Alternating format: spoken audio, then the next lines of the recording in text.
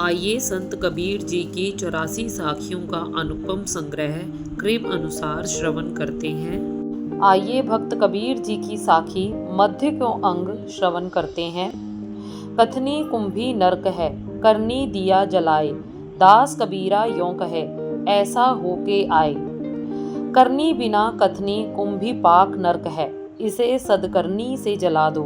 कबीर साहब कहते हैं कि इस प्रकार होकर ही मेरी मंडली में आ सकते हो। कोई निंदो कोई बंदो, सिंह स्वान रूसियार, हर्ष विषाद ना केहर, कुंजर गज्जन हार। कोई निंदा करे या वंदना करे, इससे ज्ञानी को हर्ष विषाद नहीं होता।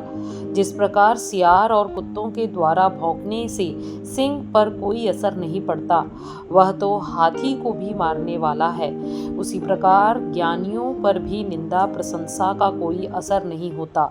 वे तो अज्ञान रूपी हाथी को भी पराजित करने वाले हैं। दुखिया मुआ दुख कर, सुखिया सुख को झूर, दास आनंदित राम का, दुख सुख डारा दूर। दुखी दुख में मरा और सुखी सुख में जला, परंतु राम का दास दुख सुख को दूर त्याग कर सदैव आनंदित रहा।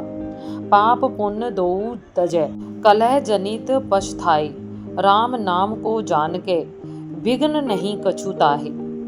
जन्म मरण रूपी कलह की उत्पत्ति स्थान समझकर पाप पुण्य दोनों को छोड़ दो। राम नाम के रहस्य को जान लेने पर उसे कोई विघ्न बांधा पाप पुण्य नहीं रह जाता, अपितु साधक कर्तापन से असंग साक्षित्व में स्थित हो जाता है। प्रगट गुप्त की संधि में जो यह अस्थिर होए, ज्यों देहली का दियरा अंदर बाहर सोए। जो स्थूल सुषम शरीर की संधि हृदयकाश में अवस्थित चेतन तत्व में स्थिर होता है, उसके लिए अंदर बाहर सर्वत्र शांति ही शांति है। जिस प्रकार द्वार पर रखे दीपक से अंदर बाहर प्रकाश हो जाता है। भजो तो को है भजन को, तजो तो को है आन, भजन तजन ते रहत है, सो कबीर मन मान। भजूं तो स्वरूप से भिन्न भजन का विषय कौन है, और तजूं तो त्यागने योग्य कौन है। कबीर साहब कहते हैं कि भजन तजन से रहित स्वात्मा में स्थिर रहना मन मान लिया। हिंदू कहूँ तो मैं नहीं, मुसलमान भी नाहे, पांच तत्व का पुतला गैबी खेलै माहे। ना मैं हिंदू हूँ और ना मुसलमान, क्योंकि पंच तत्व के शरीर में खेलने वाली आत्मा ना हिंदू है और ना मुसलमान।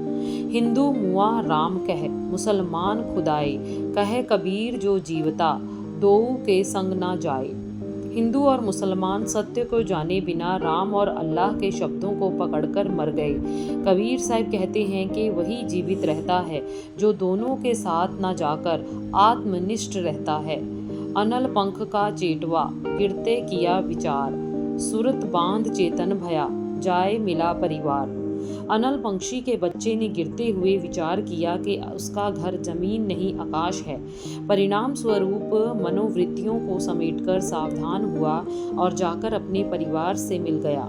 इसी प्रकार परमात्मा की संतान की भांति विवेकी प्राणी ने विचार किया कि उसका वास्तविक निवास स्थान संसार नहीं परमात्मा है, और वह अपनी मनोवृत्ति को शरीर संसार से समेटकर सावधान हो गया और अपने परमात्मा में जा मिला। भक्त कबीर जी की अगली साखी भेद को अंग जल्द ही आप सबको श्रवण करवाएंगे।